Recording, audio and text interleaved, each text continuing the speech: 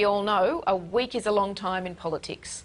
When we caught up with Peter Garrett a few weeks ago, the iconic lead singer of Midnight Oil and the Minister for Education was on track to contest his seat for Kingsford Smith in the upcoming election. But when Julia Gillard lost the leadership vote to Kevin Rudd, all that changed, and Peter Garrett announced he would retire from politics. Today, Alex Malley gets to the bottom line with Peter Garrett around why losing his power doesn't necessarily mean he will ever lose his passion.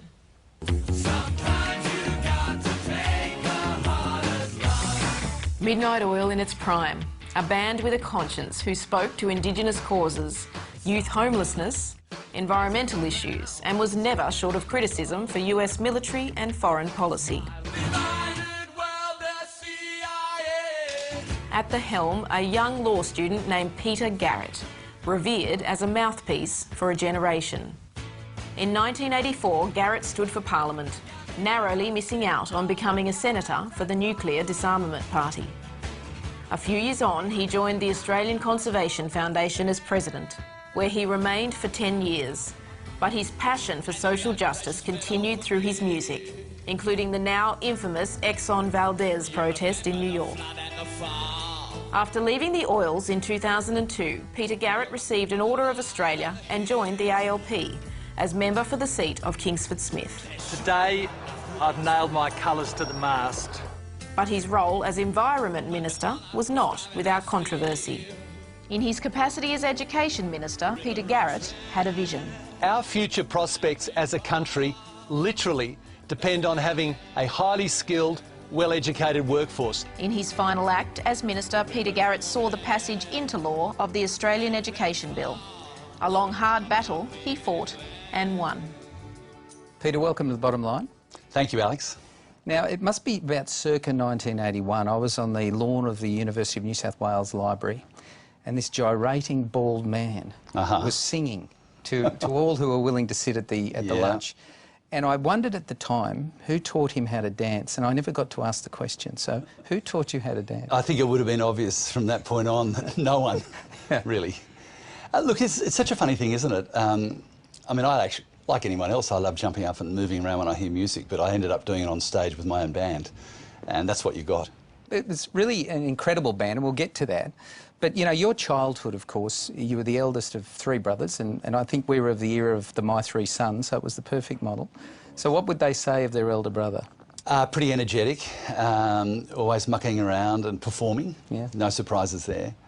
And I think quite a spirited person and busy, doing lots of stuff. And of course, in your relative young age, you lost your dad first, just in, I think, first year uni. What was that like, and what influence did he have on you? Oh, look, I think when you lose a parent, particularly if it's unexpected, it has a big impact on you. And my impression of my dad was that he was working so hard I never really got the chance to know him well enough. So have you overcorrected that? I think the answer is probably no. It's pretty obvious. But one thing I have really tried to do is have constant communication, even if it's, you know, through phones or internets or whatever, with my kids and my family, recognising that I'm pretty busy and sometimes I'm not there. And look, just a few years later, in the most awful of circumstances, you lost your mum in a fire in your own family home. How do you possibly reframe your life from a moment as awful as that must have been? I think the short answer is that you sort of don't know how to do it straight away. You're numb from grief and shock, in this case. Maybe a recognition that these things can happen, and even though they're awful at the time, it has happened, and you can't rewind a clock. So, you know, sun will come up in the morning, and what are you going to do with your day? You know, how are you going to respond? And of course, being the eldest brother, perhaps there was some added responsibility in feeling you needed to be there for your brothers as well? Look, I'm sure that's right. And I did feel responsible, especially for my youngest brother at the time. But we bonded together very tightly as a unit. And I think we've still got that tight relationship to this day, and partly as a consequence of what we went through then. Now, you know, we're reaching a point now where we're at university, you're studying law, there's this Midnight Oil thing, and did that form during the university years? No, I actually left Sydney and went to the ANU for my first arts politics degree and half my law degree, and fell into music as much as just for fun, but realised that I loved it. I came back up to Sydney, and the Oils were younger than me, and they were really just getting a band together. They couldn't find a singer. Eventually they advertised for one, and I was the only person who answered the ad, and the rest, as they say, is history. Absolutely. So was it socially driven and politically driven early, or did that start to form through you or any other influences? No, I think at the start, in fact all the way through the band's career, it was really much more about us being a bunch of blokes who were making a racket and loved it. But really for us it was a case of, what do we want to achieve as musicians and performers and writers? A lot of people misunderstand this part of Midnight Oil. Midnight Oil primarily and always was a band of purist musicians and performers, and that's really all they wanted to do.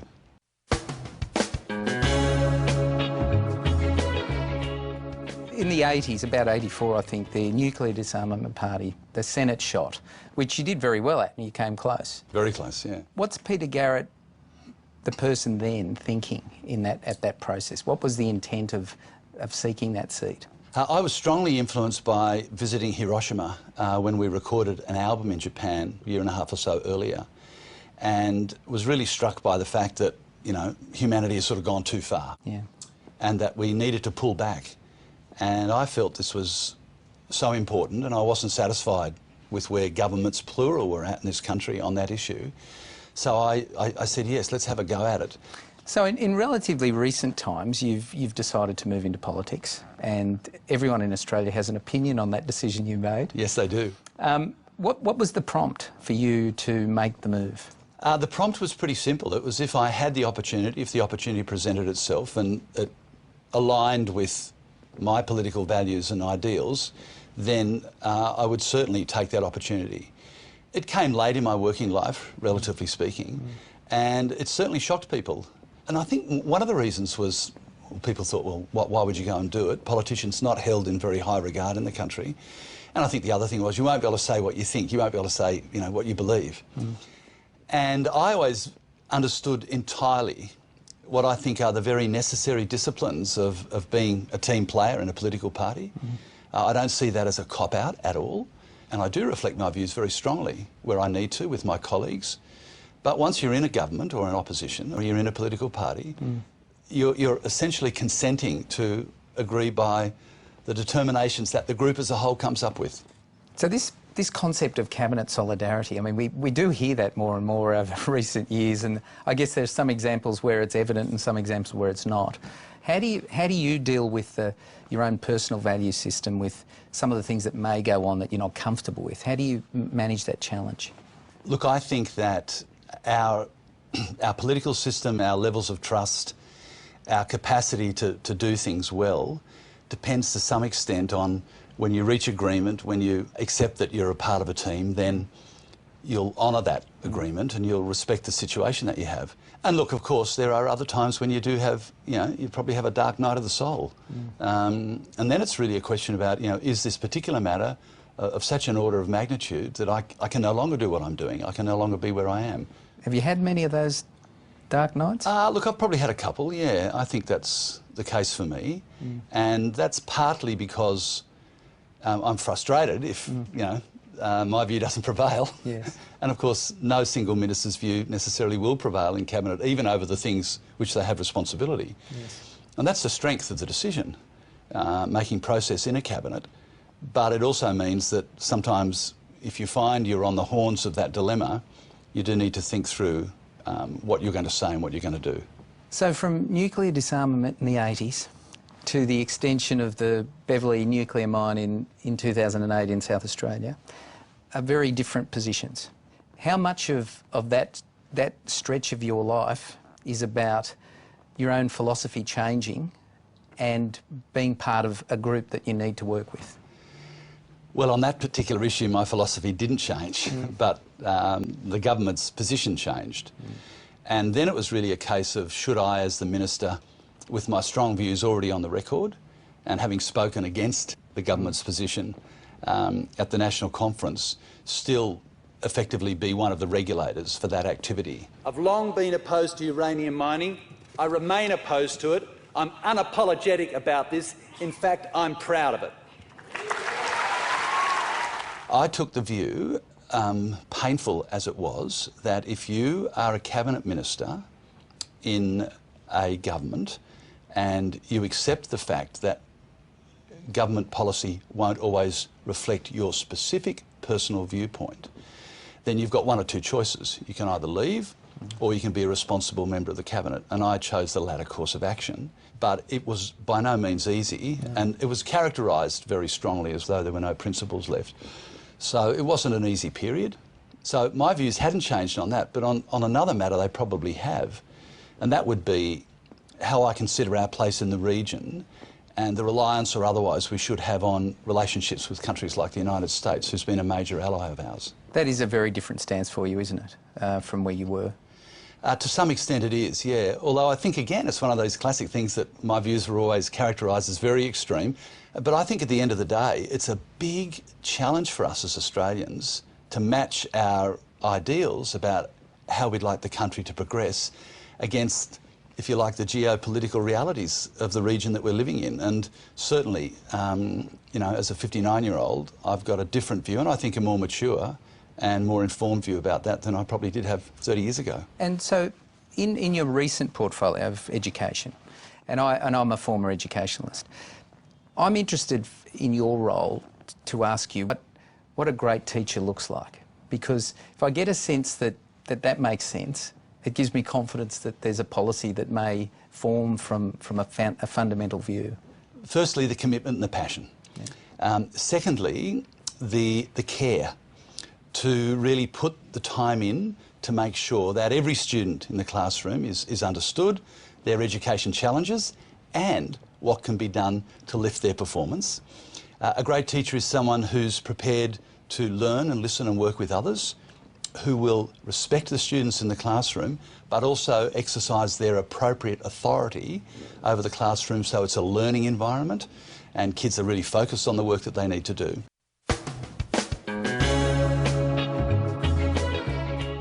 Now, there's a surname floating around you may have heard of. It's called Gonski.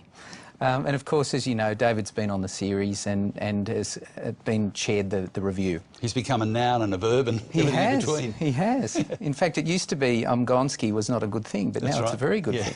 So from that point of view, where do you stand with it? What would you like to have happen to it? Look, I think David Gonski and his panel did the country a great favour. They looked at something with a fresh set of eyes and they came up with a framework or a model that we're committed to introducing. Now, we haven't accepted every recommendation of the panel, but we've certainly accepted the bulk of them.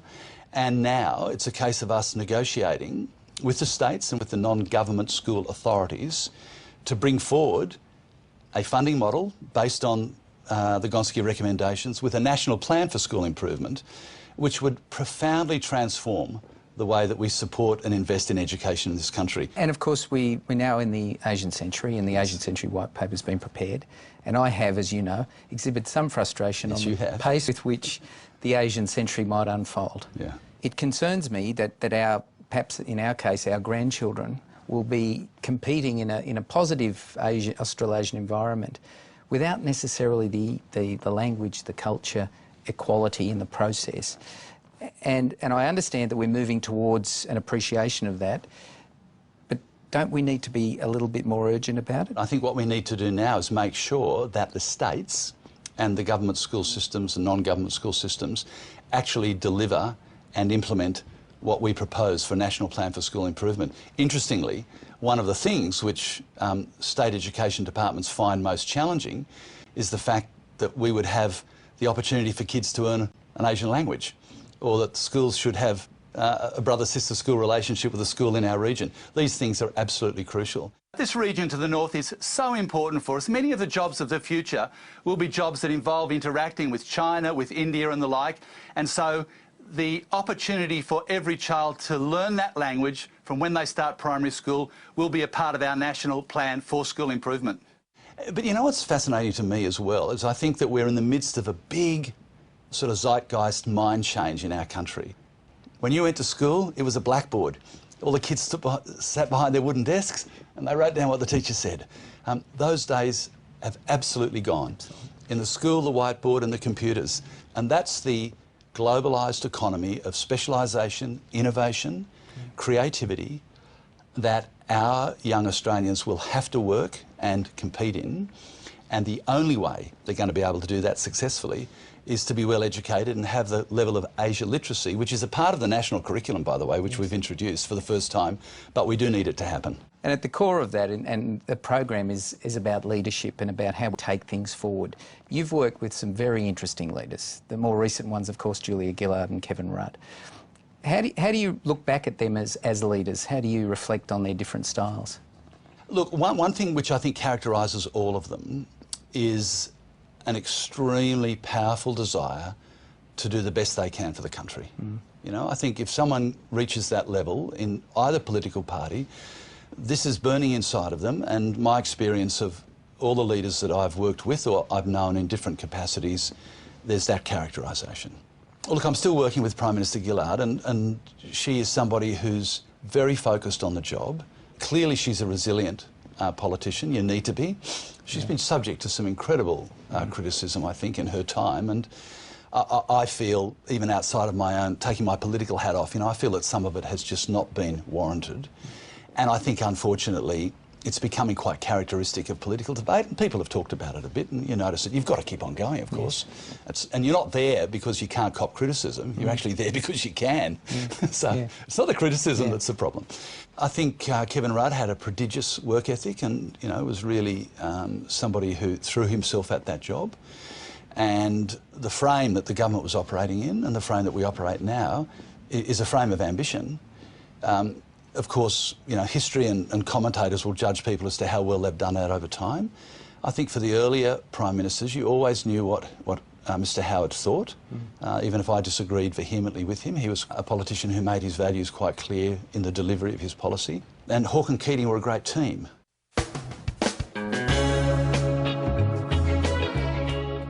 I mean, what's been a revelation to me in my role, because I navigate through politicians and their trusted advisors. Yes.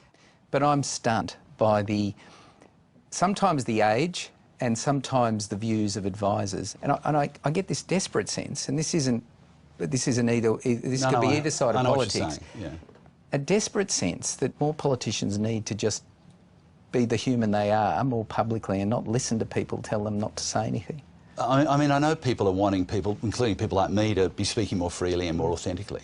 But of course, when you speak freely, you're likely to put a word one way here or one way there. You might not have the exact fact at your disposal, and the next thing you're reading about yourself, you know, being a hopeless loser and making a gaffe, and, you know, the world has ended.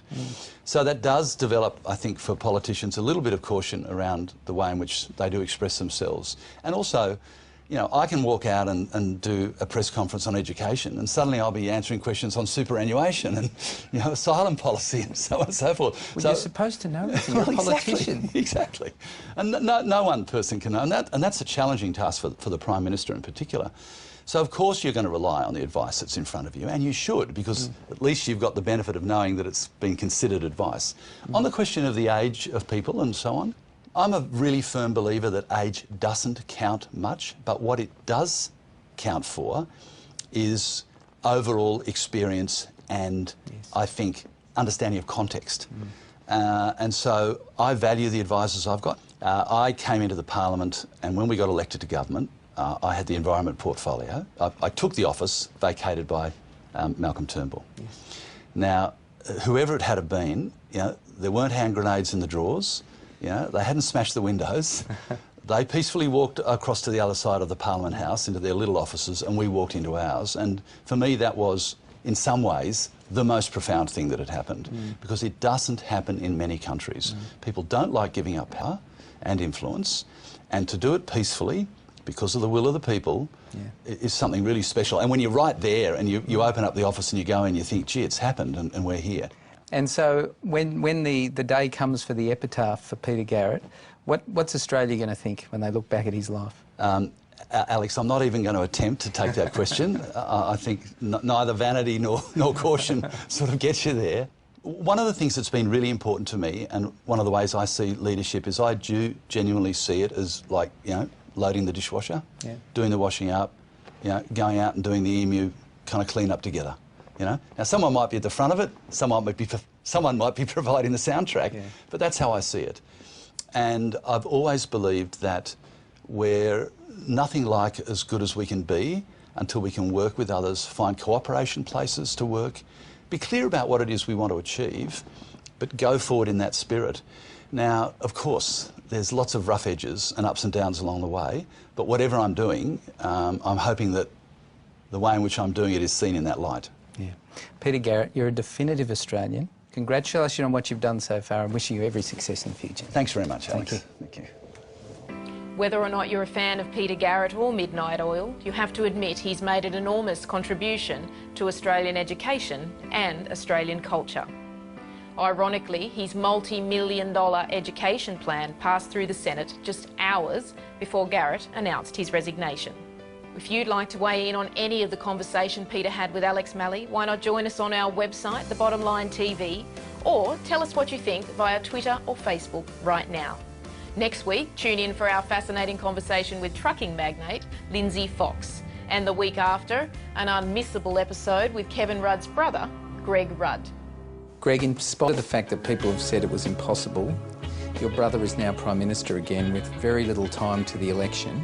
What does he have to do differently? Kevin has to be less of a person who does all the talking, more of a person who gives ministers ownership of what they're doing, and they sink or swim on that ownership. That's all for this week. I'm Vanessa Stoikov, and I look forward to seeing you next time on The Bottom Line. The Bottom Line, midday Saturdays on 9.